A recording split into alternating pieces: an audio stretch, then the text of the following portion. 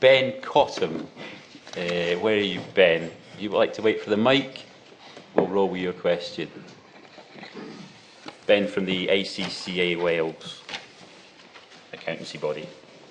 Thanks very much. Good evening, panel. My question is, what impact can Welsh Assembly Government policy making realistically have on driving up collaboration between business and universities? Okay, thank you very much. David, do you have any thoughts on that then?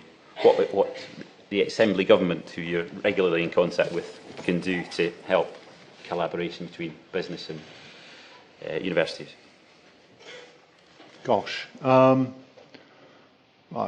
refer back to one of my earlier answers, I tend to think that funding is a lubricant for many of these issues, and clearly that's becoming much harder.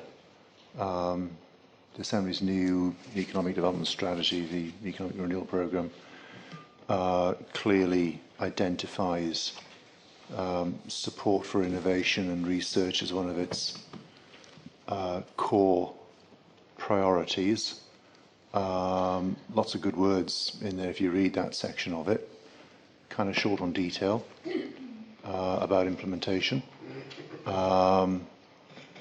The Assembly has facilitated individual company work with universities. Somebody's mentioned EADS earlier today. So it can clearly get involved there. Its best role there actually is to bring partners together. If any lubrication needs to happen, to apply it, but then actually not to be too prescriptive about the way it goes about that. Is there a danger of that? Yes. You wanted me to be succinct. I mean, clearly what it could do, and I'm not recommending this as a policy prescription, is it has control over the way that it funds universities in Wales. It may decide that it's already said it's going to become, it's going to have much less core funding of universities in future, and much more, quote, strategic funding of universities. I think that's the term. So it could decide to require, force, choose your verb, universities to do rather more of this. Incentivise is better, I think. I'm uncomfortable with that. Universities have a core mission to deliver in a highly competitive market and need to be allowed to get on with it. I think my instinct is that one of the best things the Welsh Assembly Government can do is actually lobby the UK government hard to support funding for science, for research, to continue with R&D tax credits. It's probably at the big level that we need to do this. I think it's getting more limited what WAG can do themselves. Aye. Okay. Thank you. Kevin, I better not miss you out of this one. Oh, so What's the Assembly Government very, do? very quickly, I mean, does it have the potential to play a huge role in promoting enterprise and innovation? Yes. Does it have the competence and the confidence to do it? No. And one could talk about at great length about this. And the tragedy is this, the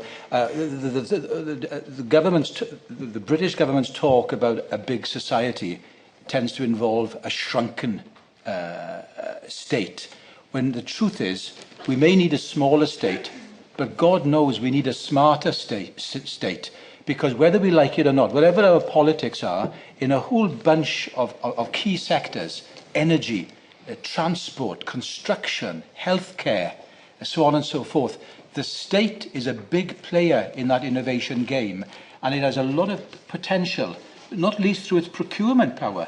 We've been talking about using green procurement power to promote the things that you're talking about, Ben, for over 10 years. Have we done it? No, we haven't done it. Why haven't we done it? Because we've got a 55% skills deficit in professional procurement skills in the public sector in Wales, which WAG hasn't done anything about. So this is the greatest gap between potential and reality in my mind. Okay, thank you. Graham, you mentioned before, actually, there was a danger of collaboration becoming a matter of policy, I think.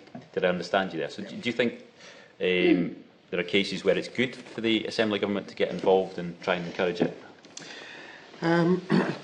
My feeling is that, and I think David alluded to this, that the Assembly has identified the fact that collaboration between business and universities is a good idea and has tried to encourage it. But in typical, perhaps, government fashion, has tried to encourage it in a very isolated and very prescriptive manner, i.e. by creating funds for specific purposes which universities have to bid into against particular criteria. And what you end up with then is a very bitty, unconnected collaboration, just responding to whatever the Assembly feels are particular priorities at the time. I think ERP has recognised that to a large extent and has identified the fact that the Assembly can best support, given that it ultimately has quite limited resources, by investing at the margins, by looking for synergies, by looking for interactions that are already ongoing, and supporting those almost on a case-by-case basis in a beneficial way. My own view is that the best way they could do this, I'm not convinced there's any great reason to believe that they would go this way, would be to take that funding that currently has to be bid for and give it to the universities to use in the way that they see most effective. Now, that requires a higher degree of trust of the HE sector, I think, than perhaps we've seen from the Assembly so far, but maybe we can dream. Okay, thank you. Paul, you were keen to say something on that, yeah? Yeah, I think the impact of public expenditure cuts on public services in Wales is clearly going to be very profound, and I think it's permeating the consciousness of all the various public sector organisations, or certainly should be. And you can approach the challenges in two ways. You can get into an entrenched sort of mentality, introspective, and perform a sort of reactive approach, which involves salami slicing budgets, not very intelligent response to the pressures that we'll be facing.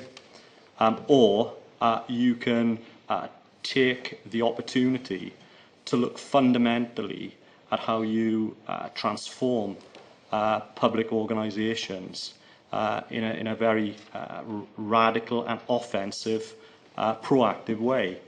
Now, part of that revolves around some very sharp prioritisation of the way in which you deliver services and the way in which you do economic development. And I think WAG,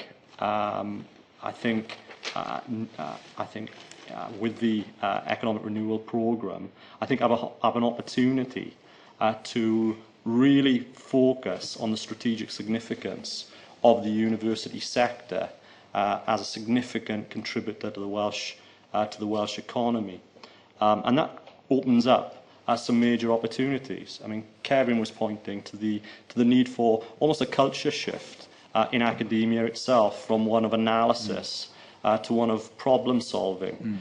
We face massive issues in Wales in terms of economic underperformance, in terms of some of the social problems that we face, and that does create opportunities for tripartite exchanges between public services, the university sector, government, and the business sector to really get a grips with some of those issues.